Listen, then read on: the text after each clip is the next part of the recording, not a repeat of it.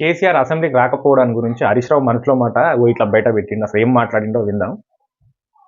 ఒక నక్క ఆహారాన్ని వెతుకుంటూ ఊర్లోకి వచ్చింది అక్కడ అధ్యక్ష.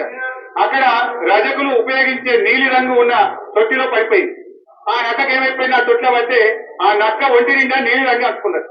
ఆ నీలి రంగు అంటుకున్న తర్వాత అది మళ్ళీ అడవిలోకి పోయింది. ఇదేదో కొత్త జంతువు అనుకొని అడవిలో ఉన్న జంతువులన్నీ భయపడ్డాయట అధ్యక్ష.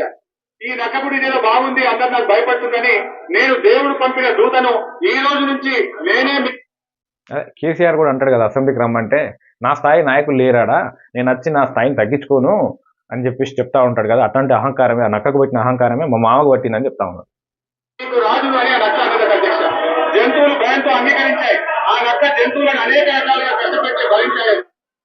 ఆ జంతువుల స్థానంలో బీఆర్ఎస్ కార్యకర్తలు, అరే మీ ప్రధాన ప్రతిపక్ష నాయకుడు ఏడి, మీ సభా నాయకుడు ఏడి, అసలు ఏం చేస్తారు మీరందరూ, అసలు మీరు ఏం రాజకీయ పార్టీ, అసలు ఆ నాయకుడు రాకపోతే ఇంకెవరికైనా ఇవ్వచ్చు కదా, కేటీఆర్కో ఈ హరీష్ రావుకో. హరీష్ రావు కూడా అర్హుడే, వాస్తవానికి ఆ వర్కింగ్ ప్రెసిడెంట్ అనేది ఈయనకే రావాల్సిందే, కానీ కన్న కొడుకుని కాదని ఈయనకి ఇస్తాడు. అట్లా అన్యాయం జరిగిందన్న మనసులో మాట, మనసులో బాధ మననుకున్నది.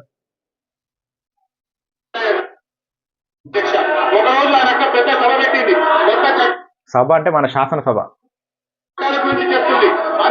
చట్టం అంటే ఒక చట్టం ఉంటుందండి, సెక్షన్ 190/4 అని. ఏదైనా ఒక శాసనసభ్యుడు కారణం లేకుండా ఒక 60 రోజుల వరకు గనక శాసనసభకు హాజరు కాకపోతే ఆ సభ సభ్యత్వం రద్దయింది. అదే చెప్తుంది.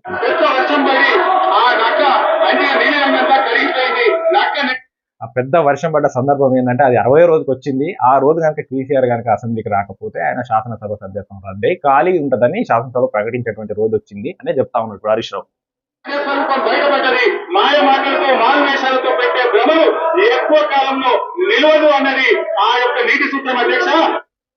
అట్లా మేము అతిథులము, మేము ప్రజలకు అతీతం, చట్టం అందరికీ సమానమే. నిన్న అక్కడ గజ్వేల్ ప్రజలు ఎందుకు ఎంచుకున్నారు? ఆ శాసనసభలో ఉన్నటువంటి నువ్వు ప్రధాన ప్రతిపక్ష హోదాలో ఉన్నావు కాబట్టి ఆ సమస్యలు నువ్వు ప్రశ్నించాలని కదా, ఆ స్థానిక సమస్యలు ప్రశ్నించాలని కదా. నేను సభకు పోకుండా నేను గొప్పోని, నేను ఇది నేను అది అని అనుకుంటే ఊకుంటుందా? చట్టం ఊకుంటుందా? చట్టం తను పని చేసుకోబోతుంది. అట్లనే గుంట నక్క లెక్క వచ్చి ఆ రోజు మాస్టర్ వేసుకొని పోయి మళ్ళీ ఆ శాసనసభ సభ్యత్వాన్ని ఓట్టుకోకుండా కంటిన్యూ చేసిండు.